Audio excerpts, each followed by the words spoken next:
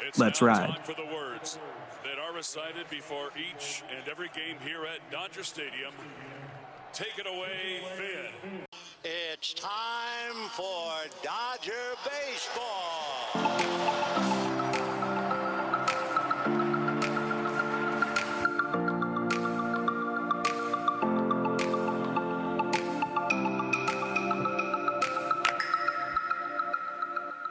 What's going on, Dodgers fans? Thank you for listening to another episode of the Incline Dodgers podcast. We are presented by the Fansided Podcast Network, and we're brought to you by TickPick.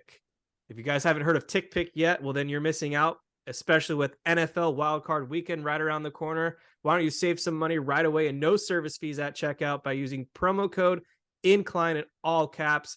I said promo code INCLINE all caps. Off your first purchase of $49 or more, why don't you go see your favorite NFL team, go to a concert, take your significant other out to some fun event?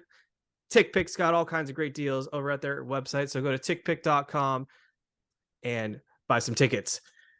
We're excited to bring you guys another interview here on the Incline Dodgers podcast.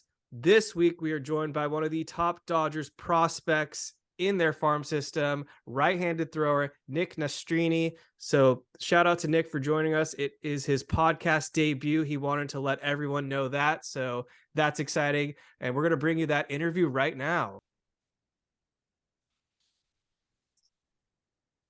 All right, guys, we're excited to bring you guys another awesome exclusive interview here on the Incline Dodgers podcast. This time we're joined by one of the top pitchers in the Dodgers farm system. Today we have on Nick Nastrini, who's making a name for himself already right away, coming off a great season in high A and double A this past season, over 169 strikeouts, 169 strikeouts over 116 and 2/3 innings. So Nick, thank you so much for joining the Incline Dodgers today. How's it going?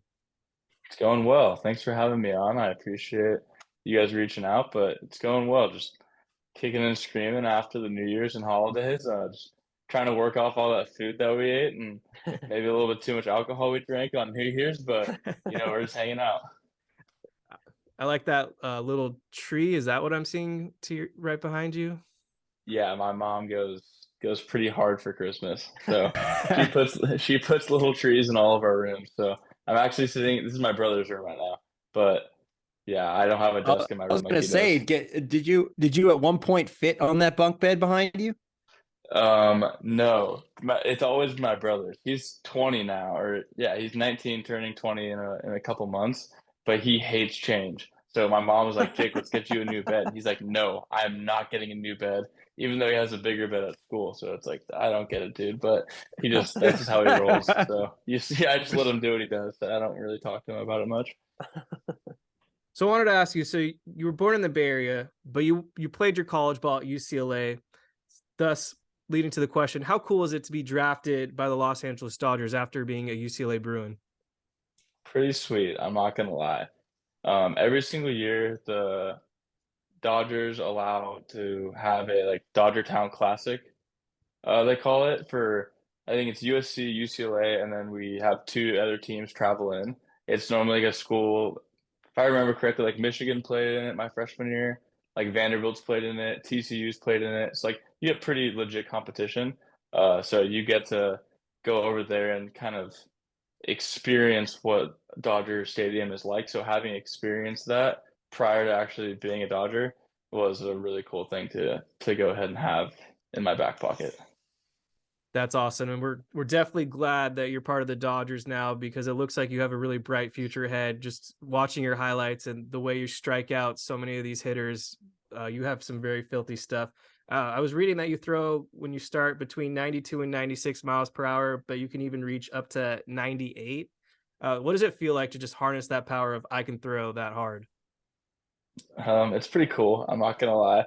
When you know that, like, you can honestly tell, like, when the ball, like all right, that one was pretty hard, because like the ball has pretty good carry to it, pretty good ride to it. You're like, all right, like you can hear the pop of the glove, you can hear everything like that. So it's pretty sweet to like know that you have that in your back pocket, but it's also nice to be able to rear back a little bit so you can go a little deeper into ball games. Because if you go out there and try to throw the ball as hard as you can every single time, it's like, I don't know if I couldn't do that. Some people can, but I just couldn't pitch like that. Is there ever a time where just in your regular casual life where someone asks you to, pass something over and you throw it like a little too hard and they're like, whoa, we're not in a game here? Yeah, there's definitely sometimes where my dad loves to cook, so he'd be like, "Hey Nick, toss me something from across the kitchen." I'll toss it to him a little too hard, and he's like, "Oh shit, I kind of forgot that you throw it that hard." So yeah, it's like little things like around the house, or like when I'm playing with my friends. Like some of my friends will come out of retirement to play catch with me, and they're like, "Shit, I kind of forgot that you throw so hard."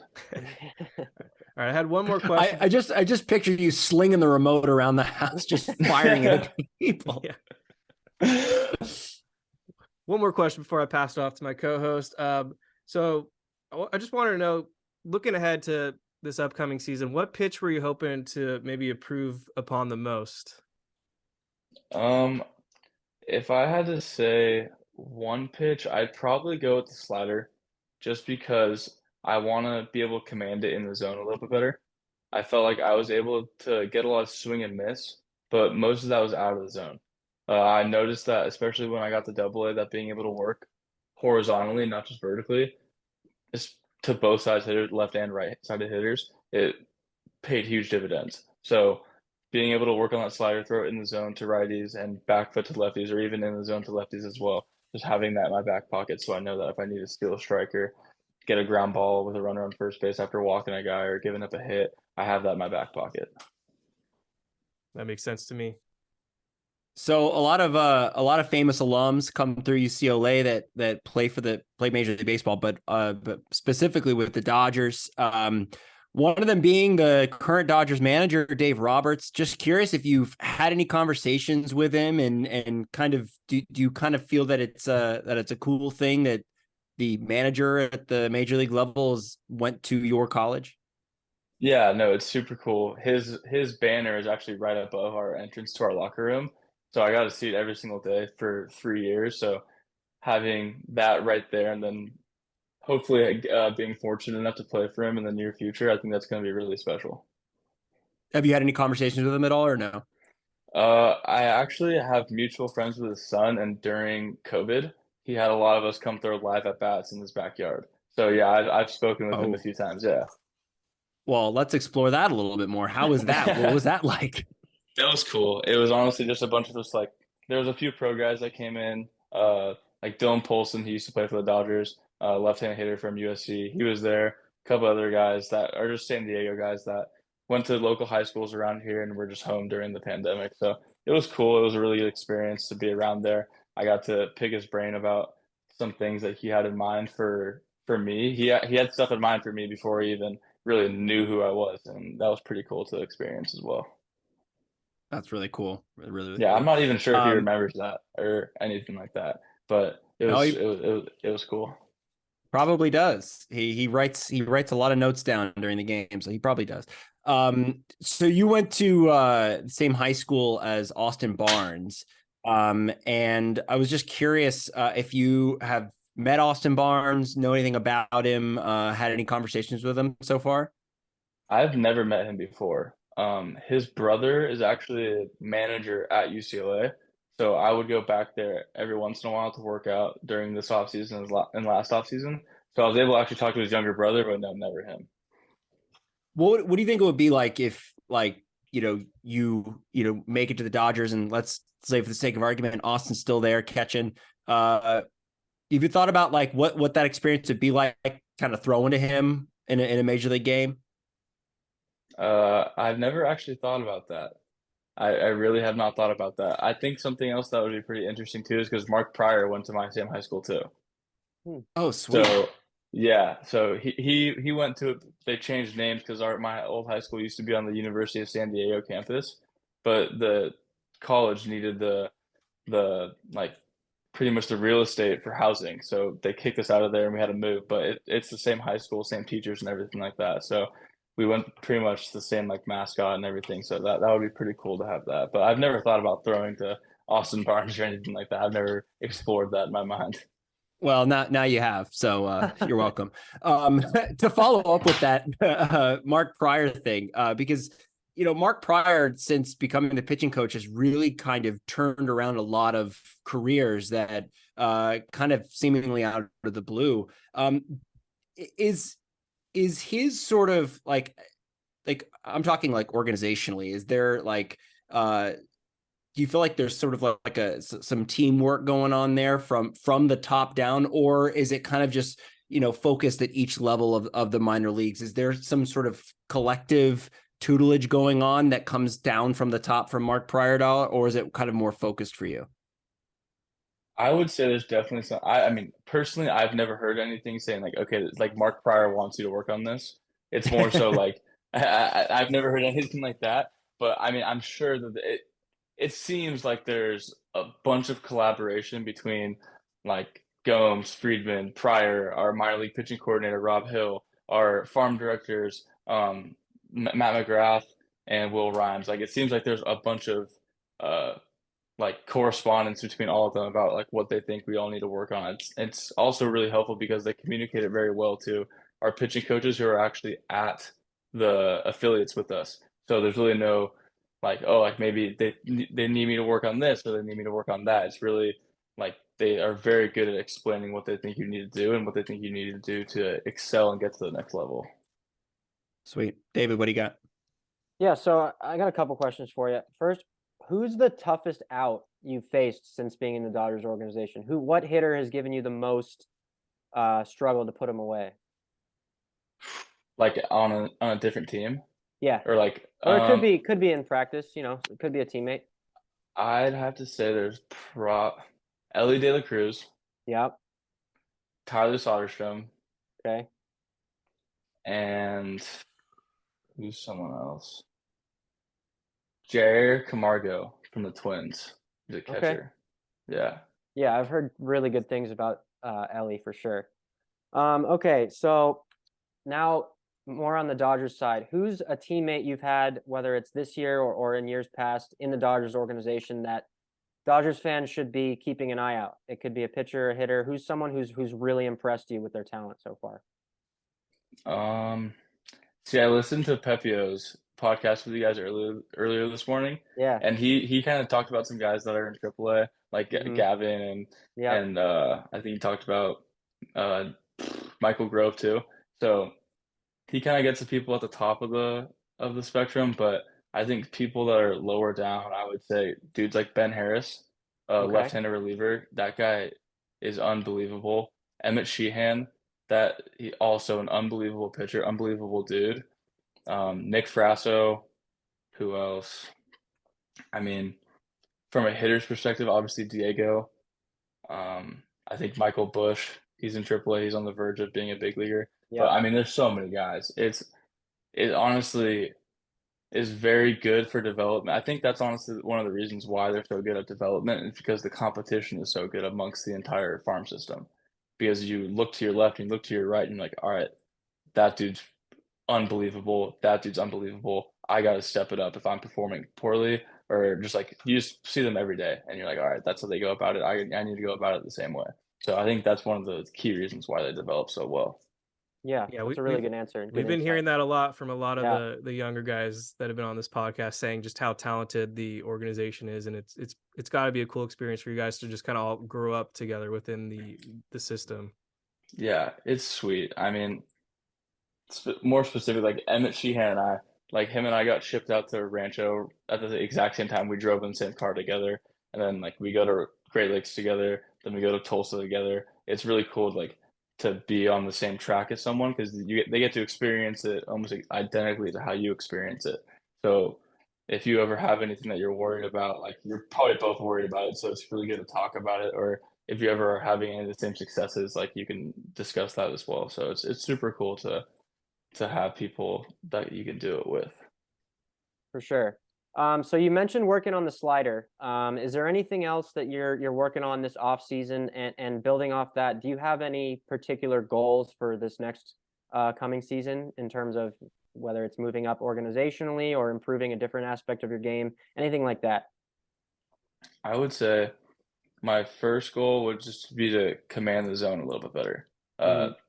Be more in the zone when I want to be and be more out of the zone when I want to be. Because like from a fan perspective, like you're like, all right, like how many strikes does this guy throw? But like from a pitcher's perspective, you got to be able to throw it in the zone and out of the zone whenever you want, because you got to be able to have someone chase. You got to be able, like if someone's an aggressive hitter and you have a 0-2 or 1-2 count and it's a right-handed hitter with a runner on second base, you think, all right, I know that this guy's aggressive. I need to be able to throw this slider out of the zone, because if I don't, he's probably going to put the ball over the left field wall. So you got to be able to have that in the back of your head too. But something that I would say like that isn't so far like pitching would just be to have fun. Honestly, like it's such a long season that if you get caught up in the performance of everything and or like how well you're performing and like am I going to move up? When am I going to move up? Like if you're in AAA and you get called up, and then you're probably going to get sent right back down just as a starting pitcher just because they need bodies up there. Like you can't really control. There's so much things you cannot control. Right. So just controlling what I can control and going out to the ballpark every day and having fun and just trying to absorb as much information from our coaches and from our players as I can. For sure. All right, I'm going to give you 3 quick questions, and I'll pass it off to these guys to finish it off. Favorite movie of all time? The Town. Ooh, that's a good one. I need to rewatch that one. All That's right. an excellent choice. Yeah, it is. That is. I was not expecting that. It's a good answer. Favorite artist of all time? Musical artist? Zach Bryan. That was quick. You had that one ready. There was no hesitation in that answer. No, I knew exactly. As soon as you said artist, I was like, all right, Zach Bryan for sure, without a doubt.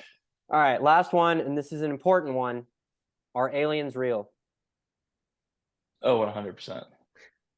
Phenomenal answer. See, I've asked that question because I'm a huge alien guy. I've asked that question to a couple other guys too. They've all said yes. Like I'm impressed that everybody is on board with this. Do you have any like other alien thoughts, or just that they're real? I'd love to hear that. Oh, you're gonna get me going here for a second. So, have you heard of the theory of Antarctica? Possibly. Go on. So there's like a theory that like the initial like what is visible from like a boat in Antarctica is like pretty much a wall, and beyond that wall there's like an ancient civilization that like the government doesn't want us to like ever see or ever come in contact with. So like the aliens aren't like from outer space, but they're from this extra world that we just have no clue what's going on. There was there's some like Latin root words that like made it like the word extraterrestrial. I forget what they actually were. It was like the terra and the extra or something like that. But I do think that there's aliens, and they might be here right now. They might not be here right now, but you never know. I think it's fun to go down those rabbit holes every once in a while. Absolutely. I mean, this has been extremely refreshing. I feel validated, honestly. I might need to have a roundtable podcast episode of just everyone who believes in aliens, and we can just talk about these theories. And I'm sure you've seen the show Ancient Aliens. Oh yeah, there's oftentimes I walk downstairs and it's already on my TV when I walk downstairs for breakfast. Yeah, I have a love-hate relationship with that show because the content is actually really good, and they actually present the evidence pretty well. But then they kind of go off the rails. And then also every analyst on that show looks like they just got electrocuted. So it just doesn't, their credibility needs work, but the content is really good. All right. I'm going to let these other 2 guys finish, but thank you for this alien discussion. I appreciate it. Go ahead, Jake. I got to get myself together. Wild stuff. We learned a lot. So, my final question for you is a little more grounded. So who are some players at the major league level? Let's just go with pitchers since you're a pitcher. Who are some pitchers at the major league level that you look up to that are either playing currently or you looked up to when you were growing up? I like to try to model my pitching, like my mound presence after like older guys, I would say, like dudes like Roger Clemens, John Smoltz, Nolan Ryan, like they were just gritty guys. And I don't necessarily try to like model anybody mechanically, but more so like how can I carry myself like these like household name guys. So is it more like a mentality on the mound of like not getting too rattled, not getting too over emotional? Yeah, I mean, you could say that. It's more just like it's me versus you, and like I'm gonna do everything in my power to win right now. Like finding it's I write a little thing on my glove in Sharpie almost every single year. It normally fades away, but I just rewrite it like just find an excuse to win. Like find an excuse to win this pitch, win this at bat, win this inning, win this game. Because at the end of the day, the only thing that matters is if you win or lose. So That's sick. Love that. Yeah, that's awesome. I just have one more question for you, Nick. So outside of baseball and I guess outside of aliens as well, just what's one thing that Dodgers fans should know about you that you really dig, whether it's a interest or hobby or just a special talent? Well, you said I was born in Northern California, but I grew up in Southern California, so I'm from San Diego. I think I would have to go. I love playing golf. That's honestly probably one of my favorite things to do. It's just super nice to continue to do something athletically, and but have to pretty much like start from scratch like I was when I was 5 because like I started and I was absolutely atrocious. Yeah. So it was a good learning experience because you got to like all just like test your mental game and translate it to baseball as well. But something that just like has nothing to do with like baseball is probably surfing. Um, it's honestly just fun just to paddle out with your friends and escape the quickness of everyday life. So you just get out there and just lose track of time. And then when you get tired, you come back in and maybe it was 45 minutes or maybe it was 4 hours. But just just to get your mind off whatever you're stressing out about. I like it. Anything else, guys? I think I've kept him long enough. All right. Let him go into the night and learn about Antarctica more. I'm gonna go watch some YouTube videos on it right now. Have you seen? There's a new show on Netflix. It's like Jesus Christ. no, just give me a minute, Jake. It's like the ancient archaeology thing. Really good. It like Okay, how long is it? It's like 8 episodes and they're like 40 Okay. minutes each or something. But it like basically like revisits like what we think how old human civilization is. And it's not necessarily aliens, but like you can draw your own conclusions from it, which I have. Really good. Okay. I might go watch that. Yeah. I might save that for the season because you have so Yeah. much free time. I just might need that in my back pocket for a middle of July kind of show to watch. Yeah, no, it's legit. I stake my entire reputation on it. All right, guys, that was Nick Nastrini joining us today on the Incline Dodgers podcast. Nick, we really look forward to your journey the rest of the way, and we're going to keep our eyes out on you as you progress within the Dodgers system. We're really excited for your potential, and we look forward to seeing what you do next. Sweet, thank you. Appreciate it. Thanks, Nick. Thanks for coming Thank you, on. Nick. Thank you for Yep, coming thank on. you. Yep.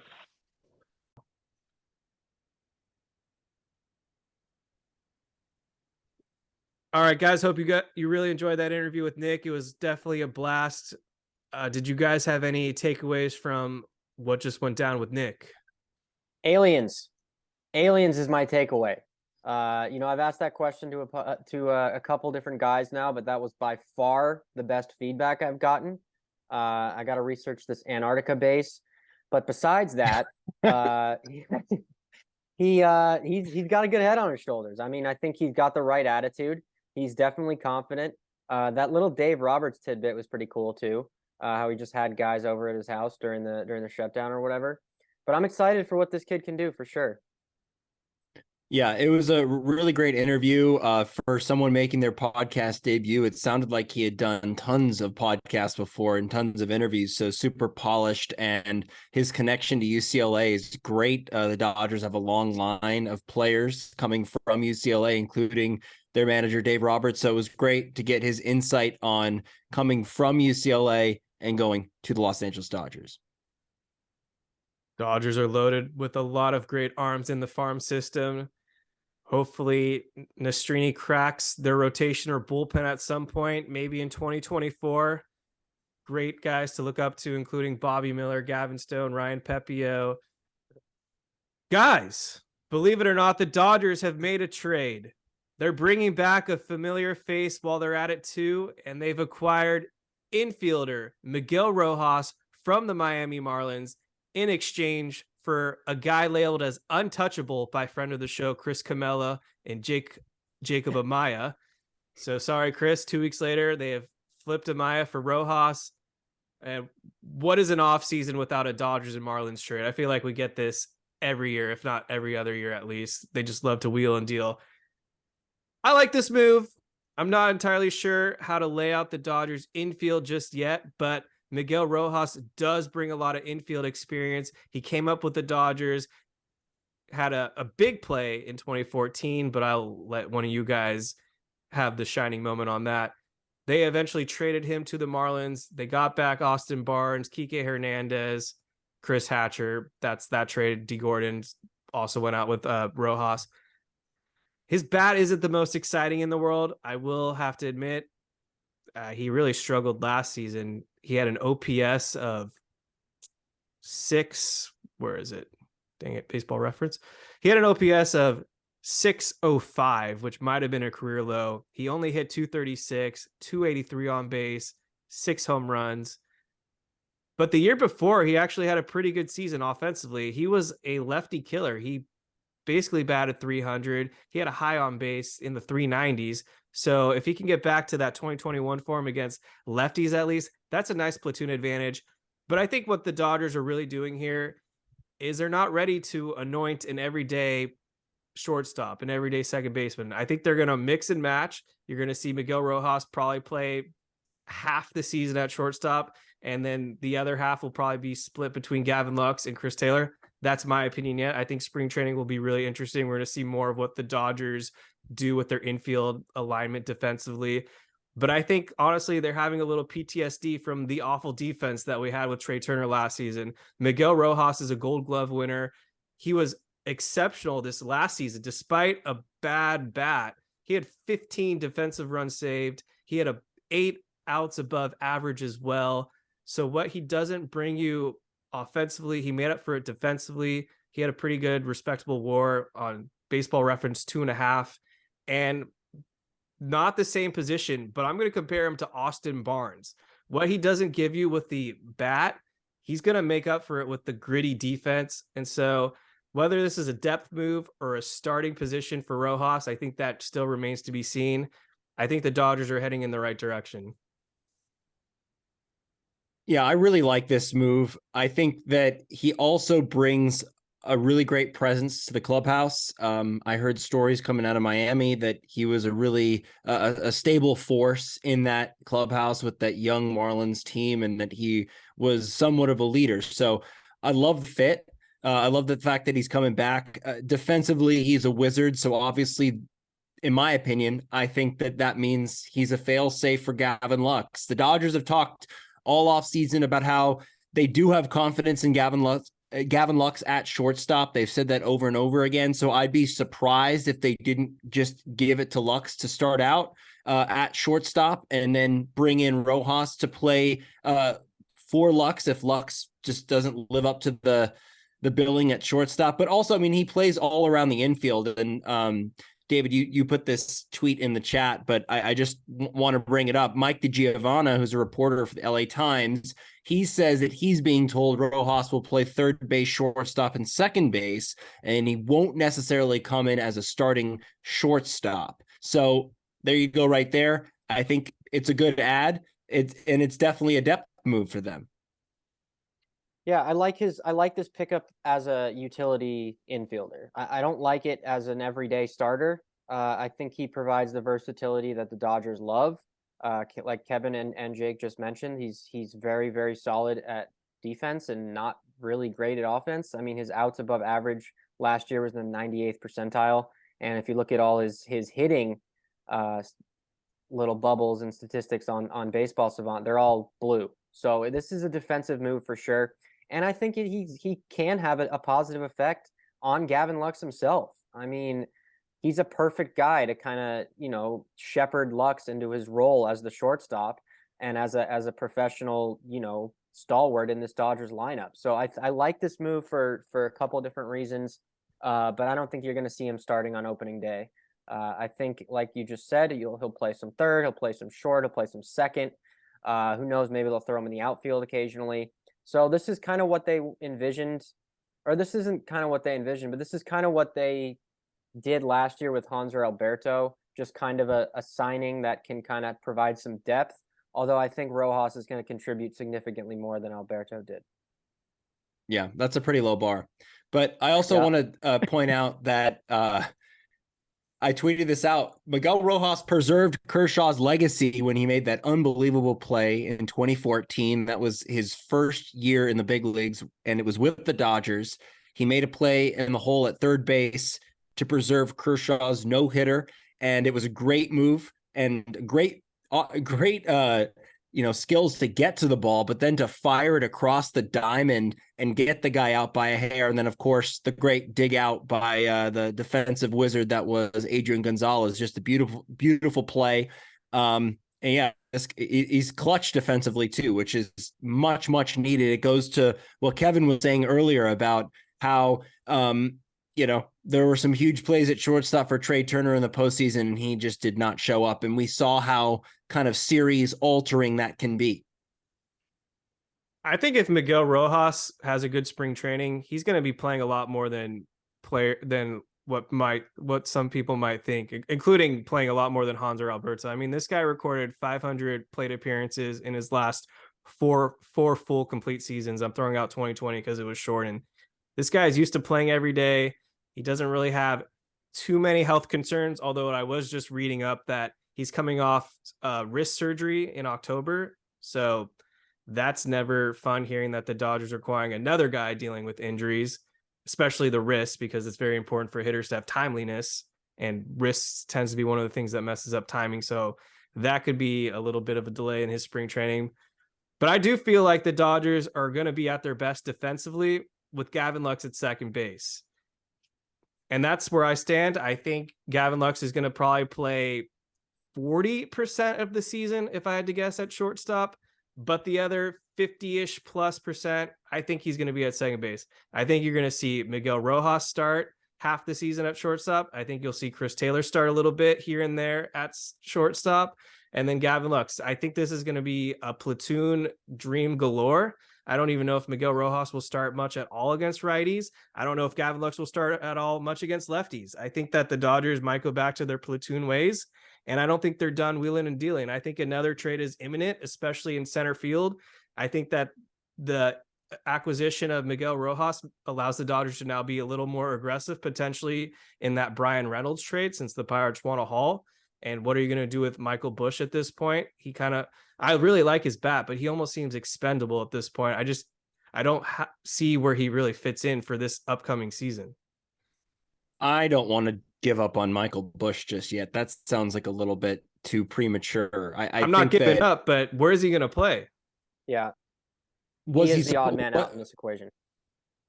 Yes, but was he competing for a starting job? I felt like he was. I thought when the season ended, I thought they were going to allow him to compete for second base. But now with the addition of Rojas, plus we still have Chris Taylor, Max Muncy, and Miguel Vargas taking reps at second base, it concerns me a little bit that they're not going to have room for Michael Busch. And it's already been reported by numerous outlets week after week that the Dodgers are in the mix for an outfielder. So you have to move one of these infielders. It doesn't have to be Busch necessarily, but somebody for one of these top tier center fielders. I don't think the Reynolds trade is going to happen. I think the Pirates are going to ask too much. The Yankees are involved. The Rangers are involved. I don't think the Yankees have the prospects to pull it off. I think the Rangers do, and I think the Rangers have shown they're very desperate to compete now. I think Bryan Reynolds will either stay a Pirate or be a Texas Ranger. That just makes the most sense, and they're willing to wheel and deal more than the Dodgers are and have more flexibility, honestly. I mean, the Dodgers, yes, they're only $5 million over the tax, but that 40-man roster, there's not a ton of guys you can kind of just give up on. Like, it's a very talented 40-man roster. And yes, Busch is definitely, I would say, the next man to go in a trade, just because of who's blocking him ahead of him, not because of that he's not talented.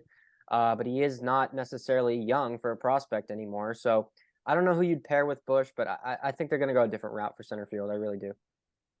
Here's my take. I just don't think that it's smart to kind of, dish out all these prospects right now when you've kind of alluded to the fact that you want to have this youth movement. You want to see what you have. I'd like to see what they have. Like, I'd like to wait until the trade deadline because you never know, right? You never know with injuries, with slumps, with emergences of stars. You don't know when you give a guy an opportunity. Like, what if James Outman comes back and, catches fire like he did and then continues to be consistent like that? Same thing could happen with Michael Busch. So I don't know if I really want to necessarily give up on those guys just yet. I want to see what we have. That's kind of what I'm most interested in when it comes to this team, because I think this team is going to be sneaky good, and I'm kind of excited about it because we're kind of under the radar. We're not really, overpaying, and everyone's kind of, putting that target on our backs. We've kind of taken a step back this offseason, and I kind of like it because I think people are going to underestimate how good this Dodgers team is going to be. I just would like to see it play out and not kind of mortgage the future until you see what you actually have. I agree with most of the points that you brought up, especially the youth movement. And I think we will see Vargas get a lot of at-bats. Outman will get a lot of at-bats. Lux is still technically young, so you're going to give him a lot of at-bats. But I think Busch could be a 20 home run a year hitter in the majors. But defensively, all the scouts and the analytics are very low on his glove. We're talking a guy that might not even be able to play second base at an everyday level. He might end up being a DH. And the way I look at it is, if you're not going to play him, then what are we doing here? You're just going to let him sit in AAA and let his value diminish? Like, at this point, he's already played in the minors a lot, and he's not young, like David said. He's probably 24 or 25. 25, I think. Yeah, so we obviously know that the Dodgers need depth in the outfield. I'm not buying this Jason Hayward or Trace Thompson or even Chris Taylor as our starting center fielder. I think Andrew Friedman is scouting the market very heavily. I think this Rojas trade allowed some flexibility to now move one of those infielders. And even though I do think that the asking price for Bryan Reynolds is too high, I also agree with David. Like, I don't think the Yankees could pull it off. I really don't even think the Rangers could pull it off unless they give up a lot.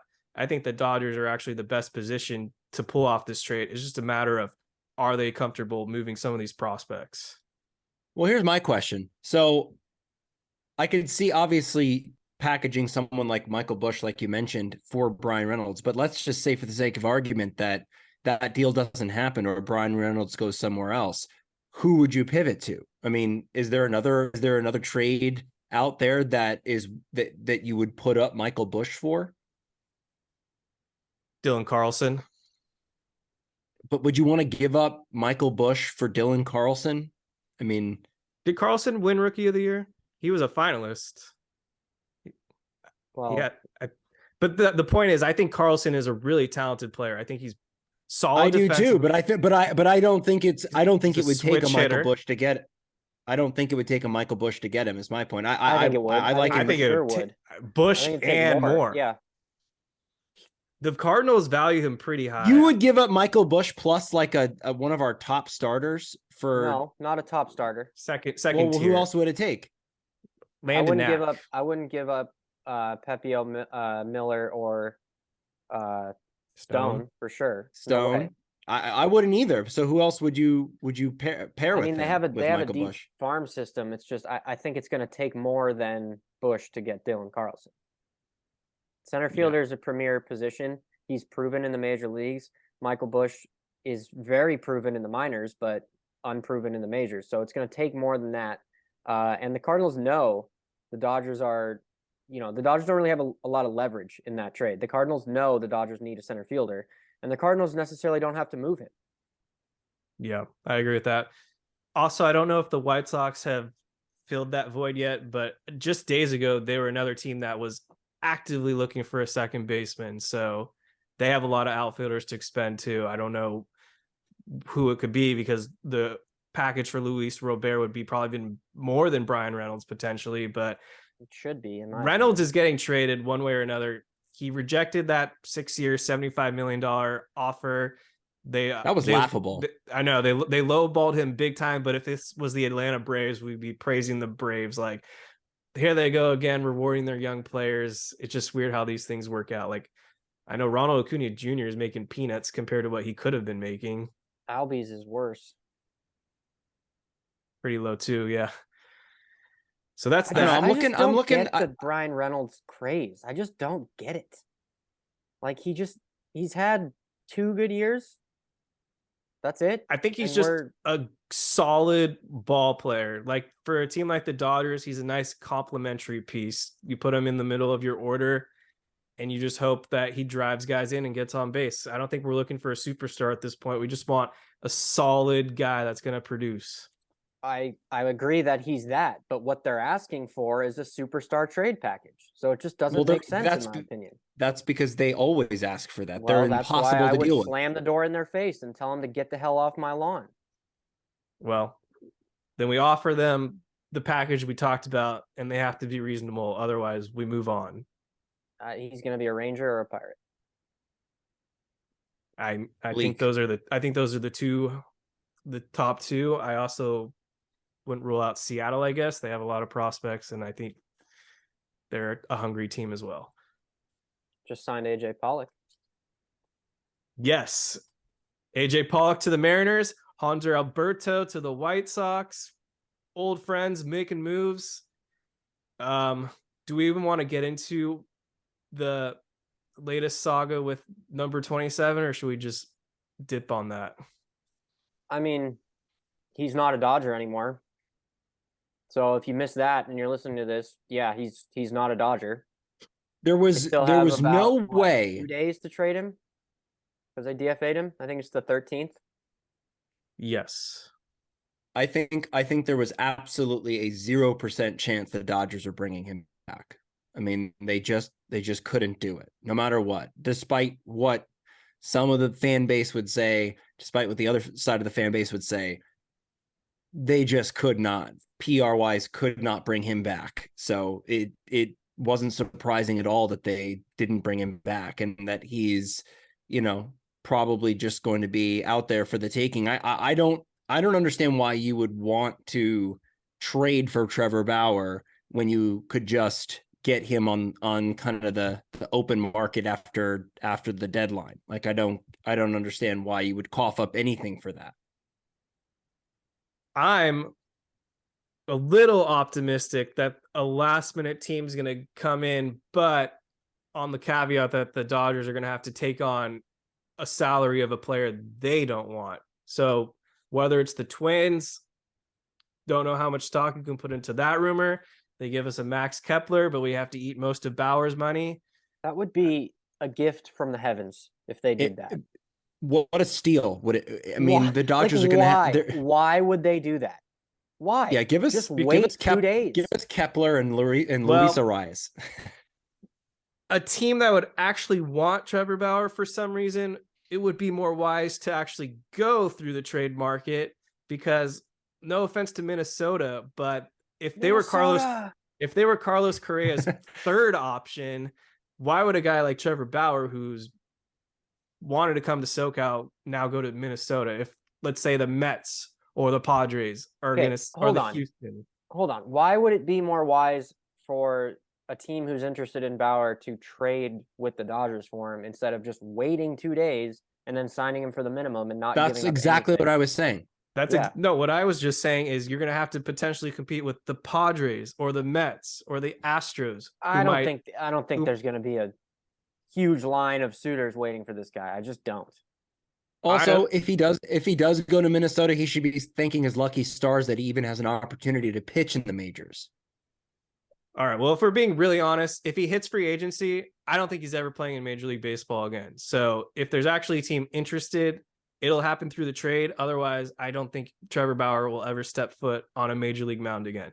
I think once he hits free agency, he's getting the Colin Kaepernick treatment, blackballed from the league.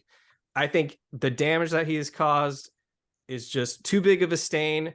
No team's going to want to deal with the PR mess, the backlash from whatever organization that signs him. I think Rob Manfred will do shady stuff behind the scenes to make sure that team fails. And so that's where I stand. I think Bauer is done as a Major League Baseball player. Unless a team does trade for him, then I guess that's the exception. I think once he hits free agency, though, it's over. I just would love, I love the fact that when when Bauer came out with his statement saying that just a day ago, the Dodgers were, expressing interest in bringing me back. And I thought I would be pitching again for the Dodgers. I just love that the collective reaction to that was, oh, you've got to be kidding me. It's not, we're not buying that. That's ridiculous. Just love makes that. no Like, sense. no one believes him anymore. If they ever did. The moment that he was put on administrative leave back on July 2nd, I knew that was it. That was the end of Trevor Bauer's tenure with the Dodgers. Everything else was just noise at this point. The suspension should have taken him out to the rest of his contract. I don't care that it got uplifted, I guess. I'm not going to cry. So he gets his $22.5 million and he can go do whatever he wants with that money. But 2 days left. Dodgers had already DFA'd him, so he's not coming back, whether you agree or disagree. And also, the people that are comparing the situation to Julio Urias need to get a life because they are nowhere even near the same scope of things. When the argument that bystanders witnessed between Julio Urias and his then girlfriend at the Beverly Center took place, it was just, I guess, a heated argument. He accidentally made her fall or something, but no charges were ever filed. There was no true crime. Urias took it like a man, admitted his mistake, did like a year of community service, and went on his merry way. This is just a completely different scenario. Yeah, I think he's going to get another shot regardless. I do. I think someone will just give him a shot at some point. I don't know if it's going to be this year, but next year, I mean, if he doesn't get a shot this year, he's for sure going to go pitch in Korea or Japan or somewhere. Seems like he kind of set that up himself. He was, even before all this, his Twitter name was in Japanese and he was kind of like building his own market there. So that was kind of a little bit of foreshadowing in my opinion. But regardless, his Dodgers career is certainly over and the Dodgers pitching rotation is still looking pretty good. You know what I want to say? People are sleeping on Dustin May. People forget how good this kid is. He's going to be fully healthy this year after Tommy John, full season. All he has to do is stay healthy, and he's going to be an all-star. And I'm going to say it. He's going to finish top 6 in the Cy Young. That's a bold prediction right there. It's like, have you seen this guy pitch? Why top 6? Because I'm hedging my top 5 by 1. Okay. Yeah. Like, just in case he strains a lat or something and has to miss a He's going to finish 11th in Cy Young voting. 11th. It was just like the gambler in me was just like, I need. You heard it here first, folks. I need a tiny bit of a hedge there, just a little. Yeah. Couldn't say top 5. Had to go 6. Top 6. Dustin. I already have my Cy Young pick. He's not a Dodger. I'm going to lock in Zach Gallen. Yeah, solid pick. He's going to pitch. I thought you were going Marco Gonzalez. Marco Gonzalez. Marco Gonzalez. No, that'd be a you pick. No, from a few years ago.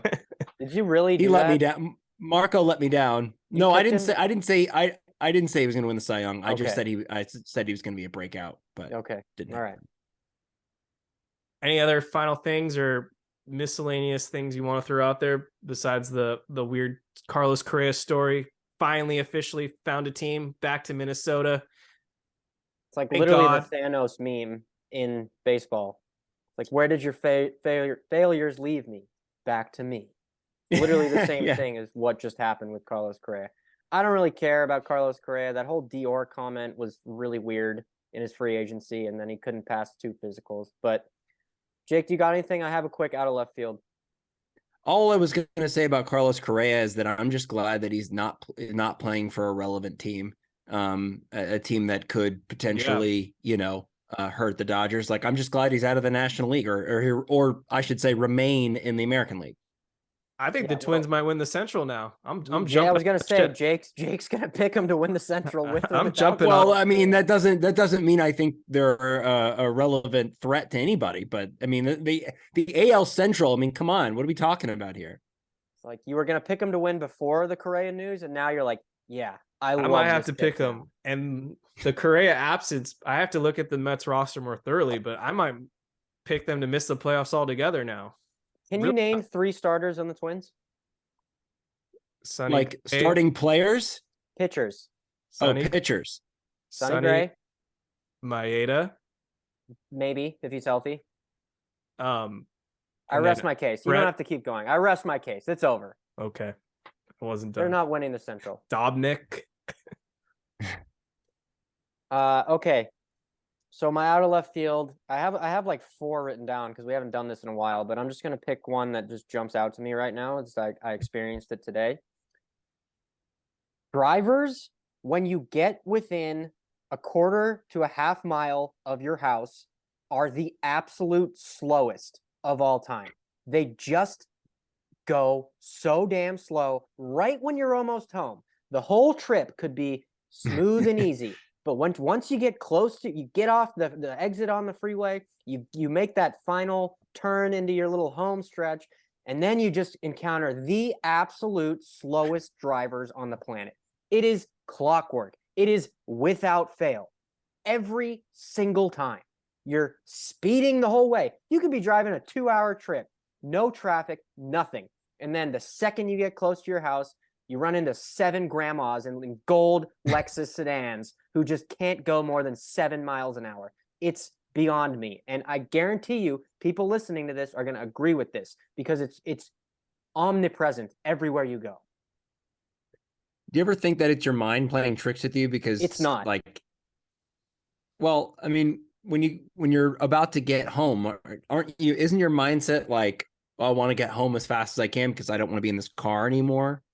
And so because of that, your mind is like perceiving that these people are driving slow. Whereas if you weren't as concerned about that, would it really register? No, you're not gonna like inception me out of this take. This is a factual take. Like, yes, once you get to that home stretch, you're like, okay, I'm home. I'm getting out of this car. But it's happened too often where it's just true. It's not my mind. It's just the slowest drivers. You can't get around him. This is accurate. I don't care what you guys say. This is real. This is not in my mind. How many additional lights do you think you've been caught at because of these slow drivers? Too many. But it's not. It's even once you're done with the stoplight phase of your drive. You know, you're on the side streets and you're going up a hill, and then they're just there. It's like they're planted. It's like you're in the Truman Show and they have planted these drivers to just go 4 miles an hour right in front of you, just to piss you off right before you get home. You're just right there, and then it's just, nope, you're going to wait behind grandma's Lexus.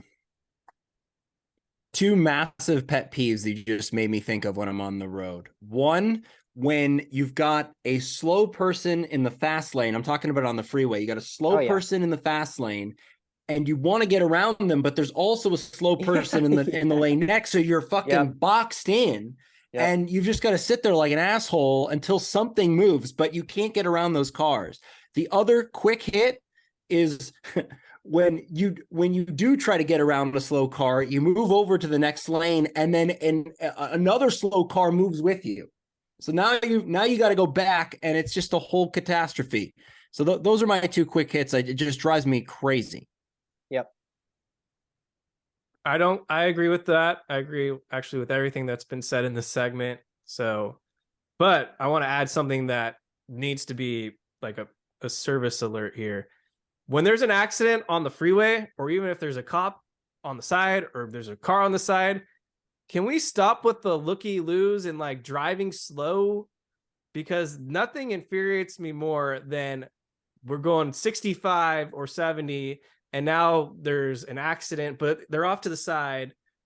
Even if we're on the other side of the freeway and now everyone's going like 20, 30, like what the hell? It's not that interesting. I need to get to point A to point B ASAP. I don't need to lose 5 minutes of my life because you want to look over and see what's going on. Like, isn't there something more interesting that you could do? That's my problem with LA drivers, is that there's no urgency. There's just this sort of laid back attitude that like, I don't really need to get to where I need to be. It's probably what causes what you're talking about with the rubbernecking, but it's just this like slow reaction time when the light turns green. There's just no urgency there. And I can't stand it. All of this. I don't know if you have that problem in the Bay Area, David, but it's worse down here. I've lived in LA most of my life, and I can tell you it's way more lax up here, and everybody's just super content going 50 miles an hour on the freeway with open roads. Should be jailed. Yeah, I mean, this might sound extreme, but like drone strikes that out of the question Oh my God. for these serial offenders? I mean, like, I thought you were going to go Guantanamo Bay, but then I thought, that's a bridge too far. You go get drone strikes. I mean, I've thought it in my car when I've encountered these people. I'm like, you know, what'd be nice right now? What would be nice right now? Just you just get one drone strike a year. You evacuate their car, but you evacuate them out of the car, but their car is drone striked. Like you're done driving. It's over. So they have to wait on the side of the road while they watch their car get with hit a up. sign, wearing a sign that says like shame or like shameful driver. Wow. That would stop all of this, I bet. I think so. All right. Well, that was an interesting note to leave. Drone striking civilians, yeah. Well, on that note, I think we've caught you guys up with everything Dodgers and driving. So thank you guys so much for listening to this episode of the Incline Dodgers podcast. Thank you again to Nick Nastrini for joining us as well. And make sure to download or subscribe to the Incline Dodgers podcast wherever you get your feed, or subscribe on YouTube and give us a 5-star rating, because we need more ratings, people, and help us climb the ladder and be one of the top podcasts out there. So on that note, unless the Dodgers do something exciting, you'll hear from us in probably another week with all kinds of interesting content. So good day, everybody.